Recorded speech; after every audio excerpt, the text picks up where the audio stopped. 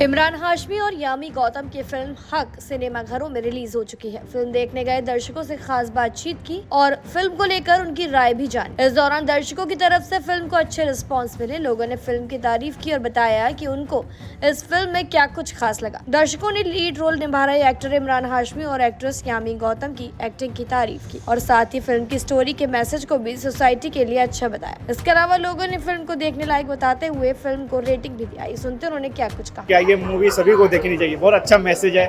और खासकर जितने भी मुस्लिम लोग हैं, खासकर उनकी जो औरतें हैं, उनको खासकर ये मूवी देखनी चाहिए। सेंसिटिव तो है, टॉपिक सेंसिटिव तो है, हो सकता है, लेकिन जमाना अभी बदल गया है, ये सब हो चुका है पहले भी। और सबसे अच्छी जो एक्टिंग की है यामी गौतम ने, बस मजा आ गया देख के। इमरान हाशमी तो मेरे ऑल टाइम फेवरेट है। तो ये फिल्म यही जताती है कि औरत को पीछे नहीं हटना है, अपने हक के लिए आखिरी सांस तक लड़ना है। धर्म जो है, इंसिडेंटली धर्म इसमें आ गया है कि स्टोरी में वो धर्म का एंगल है, लेकिन ये कहानी हर औरत की हो सकती है। 5 में से आई विल गिव 3.5। ये मतलब कि साजिया बानो की रियल स्टोरी दिखाई गई है और मूवी बहुत अच्छी तरीके से बनाया गया। मतलब कि इमरान हाशमी का रोल हो या फिर यामी गौतम का, सबने बहुत अच्छा से काम किया। ये मूवी सभी को देखनी चाहिए, बहुत अच्छा मैसेज है। और ख़ासकर जितने भी मुस्लिम लोग हैं, खासकर उनकी जो औरतें हैं, उनको खासकर ये मूवी देखनी चाहिए, क्योंकि ये मूवी अच्छा मैसेज देती है। नहीं, कंट्रोवर्शियल ऐसे कुछ चीज़ नहीं थी तलाक को लेके कि जो इस्लाम धर्म में कानून दिखाया गया कि दो शादी करते हैं, तो उसी की कहानी है। मतलब एक रियल स्टोरी है जो कि ऑलरेडी साजिया बानो पे आधारित कहानी है। तो उनकी जो रियल लाइफ, उनकी जो रियल ज़िंदगी रही है, पूरा का पूरा उन्होंने फ्रेम में उतारा। उनकी एक्टिंग भी अच्छी है, उनको स्क्रीन पे कम दिखाया गया है क्योंकि इमरान हाशमी की वो सेकेंड वाइफ का रोल प्ले कर रही हैं।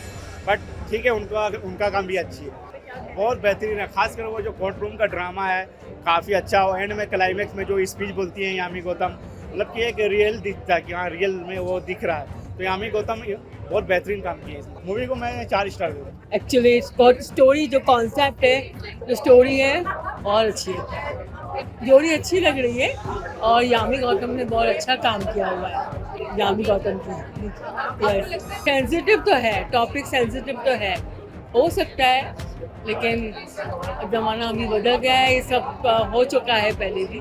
उनकी एक्टिंग भी अच्छी है, उन्होंने शॉर्ट रोल किया है, लेकिन काफ़ी उनके सपोर्ट में है। I would give it 3.5 stars. मुझे तो बहुत अच्छी लगी। सबसे अच्छा तो यही लगा कि मतलब जो मुस्लिम्स के लिए बताया है, 3 तलाक जो गलत तरीके से लोग इस्तेमाल करते हैं, कुरान में जो लिखा गया है उसको गलत तरीके से इस्तेमाल करते हैं, यानी अपने फ़ायदे वाली बातें समझते हैं। और सबसे अच्छी जो एक्टिंग की है यामी गौतम ने, बस मज़ा आ गया देख के। कोशिश तो उन लोगों ने की है कि कंट्रोवर्सी कुछ ना हो, क्योंकि उन्होंने तो धर्म को बहुत पॉजिटिव वे में दिखाया, नेगेटिव वे में नहीं दिखाया और पूरे डिटेल में दिखाया है। तो मुझे ऐसा नहीं लगता है कि कुछ कंट्रोवर्सी का मामला आएगा। दोनों ही बहुत अच्छे एक्टर हैं और यामी को तो खासतौर पे इसमें बहुत अच्छा काम करने का मौका मिला है। पूरी फिल्म उन पे है, तो मुझे तो उनकी एक्टिंग बहुत अच्छी लगी। और इमरान हाशमी तो मेरे ऑल टाइम फेवरेट है। अच्छी थी, लेकिन उनका इतना ज़्यादा काम नहीं था ना, मतलब 1-2 सीन ही है ऐसा। तो पूरी पिक्चर फोकस तो यामी पे ही है और इमरान पे है। मैं दूंगी 3.5। Very very emotional, I must say. Emotional in the sense कि honestly I don't think anybody will agree with me, but one should. I want to read Quran. Movie में से यही लगा कि कुरान में इतनी सारी चीज़ें हैं जो हमें पता नहीं है। लॉ के बारे में हमें बहुत सारी चीज़ें पता नहीं है, बट हक के बारे में पता है कि हमारा हक क्या होता है। And we as a women are always marginalised for asking our own हक। तो ये फिल्म यही जताती है कि औरत को पीछे नहीं हटना है, अपने हक के लिए आखिरी सांस तक लड़ना है।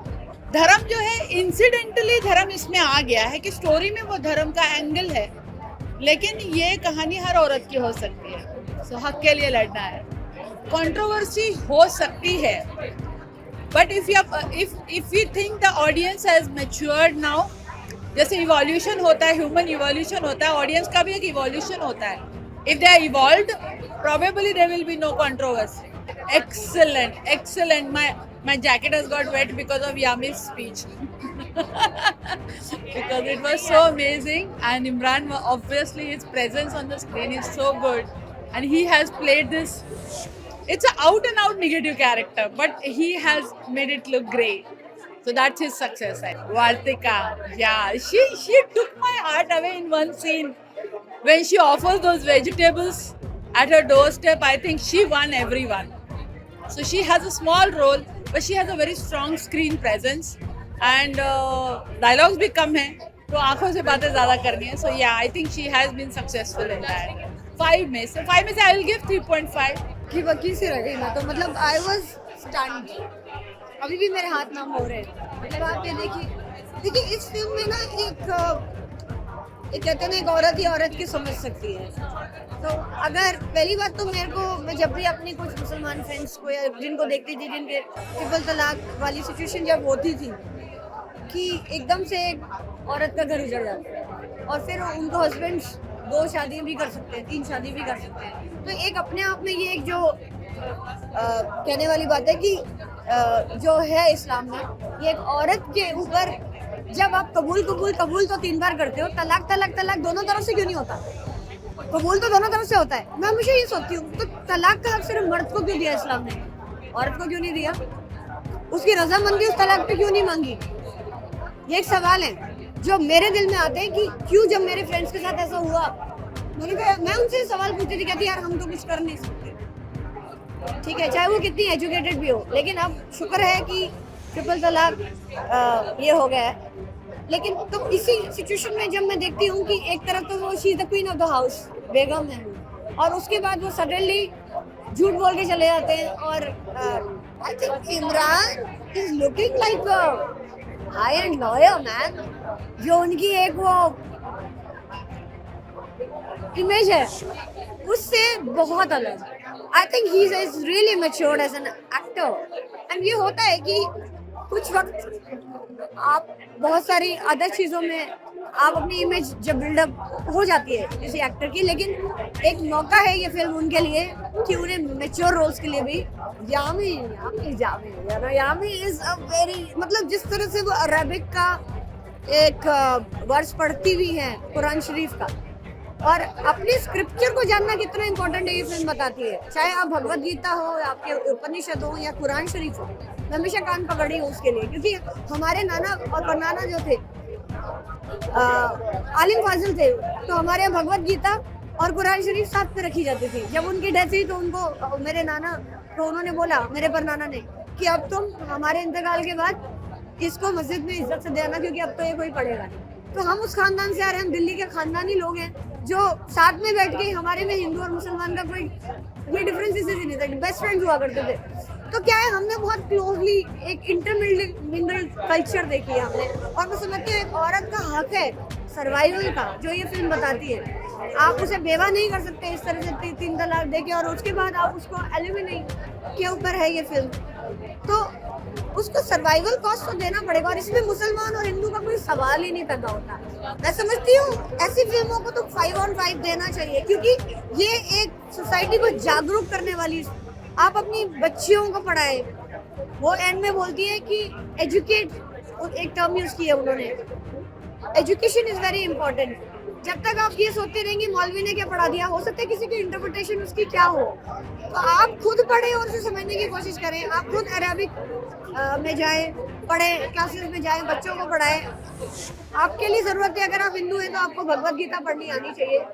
आपको पता हो कि आपके, क्योंकि बहुत से लोग गीता के बारे में कुछ भी बोलते रहते हैं, unless and until you have read your own scripture. So it's very important first to educate your children, your female children. They should know their rights. सबसे और खूबसूरत इस फिल्म में बताया है कि शरीयत में भी औरत के राइट के लिए है.